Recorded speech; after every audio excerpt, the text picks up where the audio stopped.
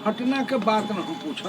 अभी हम बेनीपट्टी बाजार में हूँ और हमारे सामने माननीय पूर्व सांसद हुकुमदेव बाबू हैं और आए तो इन्होंने कहा कि मैं किस चीज़ पर बयान दूँ।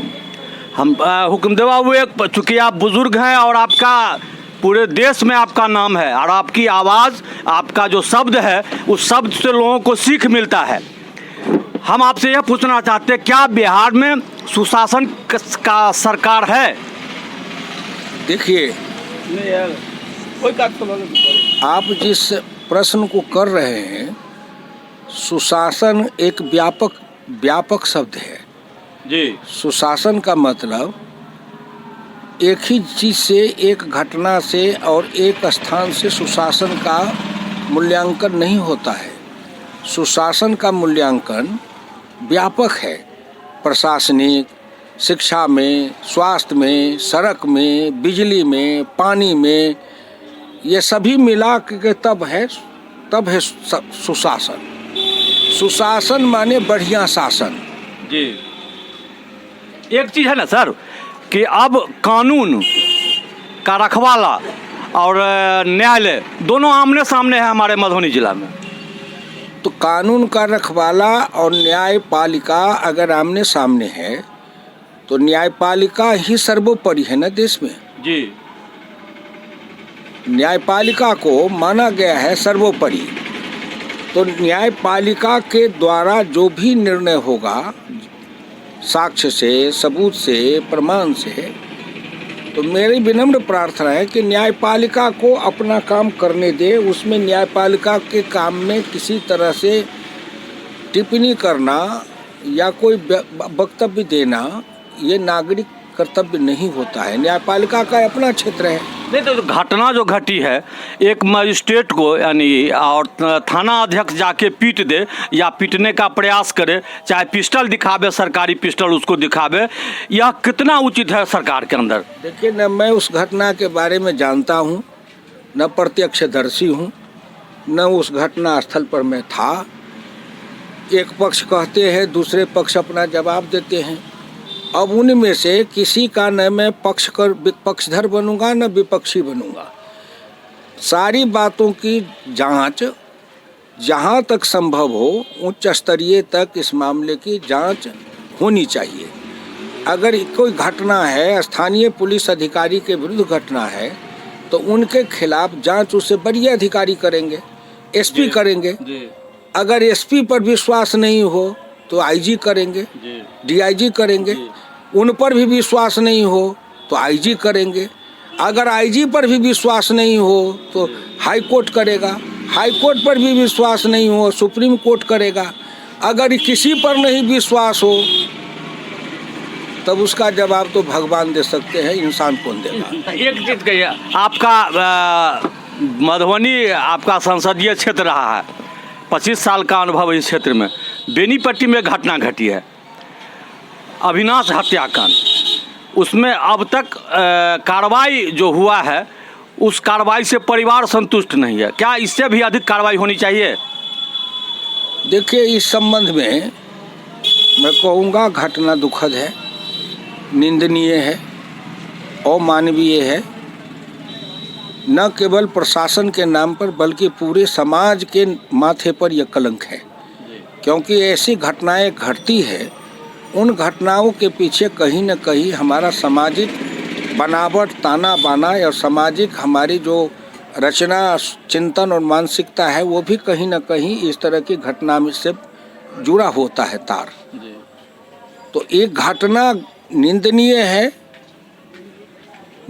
है, जघन्य है, अमानवीय है। एक चीज है सर, स्वास्थ्य विभाग, बिहार सरकार, आप भारत सरकार को नहीं लाएंगे लेकिन बिहार सरकार के अधीनस्थ बेनीपट्टी में ही फर्जी नर्सिंग होम चाहे क्लिनिक नहीं है। मधुबनी जिला में अगर हम देखते हैं तो 200 से अधिक है। तो क्या ये फर्जी कार्रवाई होती रहे और लोगों के यहाँ अगर बोलता है तो उसका हत्या हो जाए? देखिए, आप फिर बेनीपट्टी ही नहीं, मधुबनी ही नहीं, पूरे बिहार में हजारों ऐसे हैं और पूरे देश में लाखों करोड़ों की संख्या दिल्ली में ही है, कोरोना के समय में पकड़ा गया। भारत सरकार के तरफ से इस संबंध में कोई कार्रवाई की नहीं जा सकती, क्योंकि यह राज्य का मामला है और भारत सरकार कोई गाइडलाइन अगर देती भी है तो पालन करना है राज्य सरकारों को। अब जो जितने ये फर्जी क्लिनिक चल रहे हैं जहां कहीं भी, उस फर्जी क्लिनिक के बारे में एक नागरिक का दायित्व है हमारा, आपका कि हम ऐसे मत कहें अंधकार में। अगर मधुबनी में कहीं भी चल रहा है तो उतने फर्जी क्लिनिक का लिस्ट बना के, नाम बना करके बाजाबता सिविल सर्जन के पास में पहले सूचना देके कि ये फर्जी क्लिनिक है और इसमें विधिवत नियम के अनुसार नहीं है, इसकी जांच होनी चाहिए, इस पर कार्रवाई होनी चाहिए। और दूसरा, जिला का सबसे प्रधान माना जाता है प्रशासन का डीएम के पास देना चाहिए। डीएम उसको भेजेंगे सिविल सर्जन को कि आप जाकर के बाजाबता इसकी जांच करिए। ये है, मैं कह रहा हूँ जिसको कहते हैं ये प्रॉपर प्रक्रिया, निर्धारित प्रक्रिया का अधीन है, प्रक्रिया निर्धारित प्रक्रिया। अब हम सीधे अपने से हम कहें कि 500 क्लिनिक चल रहा है मधुबनी जिला में, तो जब तक आप कहीं प्रत्यक्ष बेनीपट्टी में ही प्रत्यक्ष कि क्लिनिक चल रहा है, फलाने के चला रहे हैं, फलाने जगह मकान में चल रहा है, फलाने डॉक्टर के अधीन में चल रहा है, ये बाजाबता इस तरह से मधुबनी जिला भर में जहाँ भी हो, अगर डीएम के पास में लोग दे, सिविल सर्जन के पास दे, और अगर वो कार्रवाई नहीं करे तो मैं कानूनी बात करता हूँ, नागरिक प्रक्रिया के तहत अगर नहीं करे तो उसके लिए प्रॉपर है, उसके लिए आप बिहार सरकार के स्वास्थ्य मंत्री को दें, वो इसके मालिक हैं। अगर वो भी न करे तब आप बैठ करके, श्रीमान आप लोग जो हैं मीडिया वाले किस काम के लिए है, तब आपके नज़दीक हम प्रेस कॉन्फ्रेंस करके बाजाबता उस लिस्ट को जारी करें कि हमने इस तारीख को डीएम को दिया, इस तारीख को इतने का लिस्ट हम सिविल सर्जन को दिया, इतने तारीख को ये लिस्ट हमने स्वास्थ्य मंत्री को दिया, उनके द्वारा किसी तरह की कार्रवाई नहीं की गई है, तो हम अब इस संबंध में हम शांतिपूर्ण सत्याग्रह या आंदोलन या नागरिक चेतना जगाने का काम करेंगे। ये है जिसको मैं कहता हूँ भारतीय लोकतंत्र में नागरिक को जो अधिकार है, गांधी जी ने दिया था हमको सत्याग्रह का, तो सत्याग्रह का गांधी जी के सत्याग्रह में यही था कि हमारा सत्याग्रह है, अनुशासित होगा, अहिंसक होगा, हमला चाहे जैसा होगा, हाथ हमारा नहीं उठेगा। हम ही लोग नारा लगा करके समाजवादी आंदोलन में बहुत सत्याग्रह किए कि हमला चाहे जैसा होगा, हाथ हमारा नहीं उठेगा, न मारेंगे और न मानेंगे, अपना हक हम लेके रहेंगे। न मारेंगे न मानेंगे, हिंसा नहीं करेंगे, किसी तरह का जान माल का हिंसा नहीं करेंगे, सरकारी संपत्ति का क्षतिग्रस्त नहीं करेंगे, चलने वाले नागरिकों के किसी भी वाहन का पर हम क्षतिग्रस्त नहीं करेंगे। हम शांतिपूर्ण तरीके से सत्याग्रह करेंगे, आंदोलन करेंगे, ये हमारा नागरिक अधिकार है। एक चीज़ और है, अंतिम सवाल, बिहार में शराब बंद है, समीक्षा बैठक मुख्यमंत्री करते रहते हैं, लेकिन घर घर शराब मिल रहा है और शराब से लोग मरते हैं। क्या सच में शराब बंदी है? मेरी नज़र में शराब बंदी है, इसलिए कि 100% इस बिहार के 100% महिला शराब बंदी है, 100%। तो आधी आबादी हो गई, 50% पुरुष है। 100% पुरुष में से 60% पुरुष हैं जो शराब से अलग हैं। तो 50% जो पुरुष बचे, उस 50 में से 30% पुरुष शराबबंदी में आ गए, 50% महिला, 80% लोग बिहार में पूर्ण शराबबंदी वाले हैं, और 20% लोग जो शराब पीने वाले हैं, उत्पात मचाने वाले हैं, उस 20% को रोकने की जिम्मेदारी समाज की भी है। जिस गांव में ऐसे शराब बनाने वाले हैं, अवैध काम करने वाले हैं, नकली काम करने वाले हैं, आखिर उस पंचायत में चुनाव हुआ है तो आपने मुखिया को क्यों चुना है, वार्ड मेंबर को क्यों चुना है, पंचायत समिति को क्यों चुने हैं, जिला परिषद को क्यों चुने हैं? क्यों? पंचायती राज है। पंचायती राज। तो पंचायती राज के द्वारा ऐसे लोगों के बारे में कहीं से बिहार भर के अंदर किसी जगह से सार्वजनिक रूप से, लिखित रूप से मैं चुनौती देता हूँ, चुनौती, अगर कोई हमारी चुनौती को स्वीकार करे तो जरूर मीडिया में आके जवाब दे कि जिसने अपने गांव के 50 आदमी, 10 आदमी, 20 आदमी का नाम लिख के दिया होगा थानादार को कि मेरे गांव में ये फल्ला फल्ला आदमी है जो नकली शराब बना के धंधा करता है और लोगों को पिला के मारता है, एक भी प्रमाण बता दीजिए कहीं। तो नहीं देता, उसका कारण है कि जान माल की उसकी सुरक्षा नहीं हो पाती है। फिर देखिए, फिर भटक गए हम। एक तरफ जब हम समाज के अंदर नाजायज काम का विरोध भी करते हैं और दूसरे तरफ हम उसको बोलना भी नहीं चाहते हैं,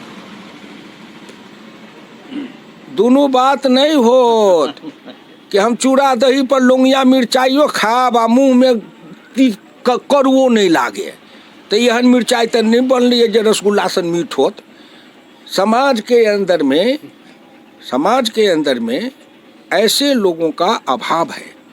किसी मीडिया के द्वारा, या फिर लोग मीडिया वाले हैं, किसी गांव के बारे में कभी सरकार के सामने प्रमाण के साथ कि इस गांव में लोग नकली शराब बनाने वाले हैं, क्यों? कि वो हमारे पास में हिम्मत नहीं है। नैतिक, जिसको कहते हैं हमारे पास में नैतिक सत्ता, दो सत्ता है, गांधी जी कहे थे, एक है नैतिक सत्ता, एक है राज्य सत्ता, moral authority and state authority. बिना नैतिक सत्ता के राज्य सत्ता उदंड है, और बिना राज्य सत्ता के संरक्षण से नैतिक सत्ता नपुंसक है। नैतिक सत्ता को राज्य सत्ता का संरक्षण चाहिए और राज्य सत्ता को नैतिक सत्ता का समर्थन चाहिए, तभी समाज चलेगा। तो हम नैतिक सत्ता का जो बात करने वाले लोग हैं वो स्वयं डरपोक हो जाते हैं कि हमको क्या जरूरी, हम पढ़ने जाएं। लोग कह रहा है, लोग क्या कह रहा है, आप क्या कह रहे हैं? हम हर से पूछना चाहते हैं, लोग क्या कह रहा है छोड़िए, आप क्या कहते हैं? लोग शराब बनाते हैं, मैं जानता हूँ, और शराब किसी से बनाते हैं? खल्ली से, गुड़ से और यूरिया से, और अपने घर में सराते हैं। और रात में गांव के बाहर किसी सुनसान गाछी में वो गैस सिलेंडर लेके जाता है, अब रात भर वहीं जाके शराब चुआता है, भोर में लौट के घर आता है, गांव तक पहुंचाता है, और वहाँ उसके शराब लेने वाले लोग उनके बधे हुए आते हैं और वहाँ से उसको शराब ले जाते हैं। अच्छा, एक चीज़ बताइए, अंतिम में, बहुत लंबा है, बिहार सरकार का जो गठबंधन है एनडीए ठीक ठाक चल रहा है बिहार में? चलते रहा है, चल रहा है, आगे भी चलेगा। एनडीए का मतलब, पार्टियों के गठबंधन का मतलब सहमति, सामंजस्य और सहगति। सहमति का मतलब कि दोनों आदमी के विचार से जहाँ पर हम एक मत हो जाएंगे उतने काम को करते चले, और जहाँ हम एक मत नहीं है उस काम को छोड़ करके एक मत हो गए करें। तो आखिर 15 साल से अधिक समय से नीतीश कुमार के नेतृत्व में जो सरकार बिहार में चल रही है बहुमत से, चाहे भाजपा नीतीश के गठबंधन में हो, अगर मोहन जी, अगर नीतीश कुमार गंदा है, बेईमान है, भ्रष्ट है, तो ये कहने वाले लोग ही पिछले चुनाव में नीतीश कुमार के नेतृत्व में चुनाव क्यों लड़े थे? मैं उन्हीं से आप लोगों के मार्फत में पूछता हूँ कि नीतीश कुमार भ्रष्ट है, बेईमान है, घूसखोर है, तुम कहते हो, मान लिया, तो आखिर 2015 में नीतीश कुमार के नेतृत्व में उनको तुम नेता मान के उनके नेतृत्व में चुनाव क्यों लड़े थे? क्यों लड़े? जवाब तुम दो। तो जो व्यक्ति 2015 में तुम्हारे साथ चुनाव लड़ा तो वो महान था, और 2020 में अगर वो भाजपा का नेता बन के चुनाव लड़ा तो पापी हो गया। व्यक्ति तो वही है, काम तो वही है। इसका मतलब मेरी नज़र में नीतीश कुमार सही है, क्योंकि विरोधी ने भी एक मत से कहा था कि आप सही हैं और आप बिहार का नेतृत्व करिए, मैं भी आपके साथ हूँ, प्रमाण पत्र दिया। और अब भाजपा के साथ है तो भाजपा ने भी कहा नीतीश कुमार के नेतृत्व में हम चलेंगे, नीतीश कुमार का नेतृत्व सही है। तो आरजेडी ने कहा सही, कांग्रेस ने कहा सही, उस समय 15 में सब जिन लोगों ने कहा कि नीतीश कुमार सही, तो भाजपा उसके पहले भी कहा था सही, भाजपा उसके बाद भी कह रही है सही। तो इसका मतलब नीतीश कुमार सही है।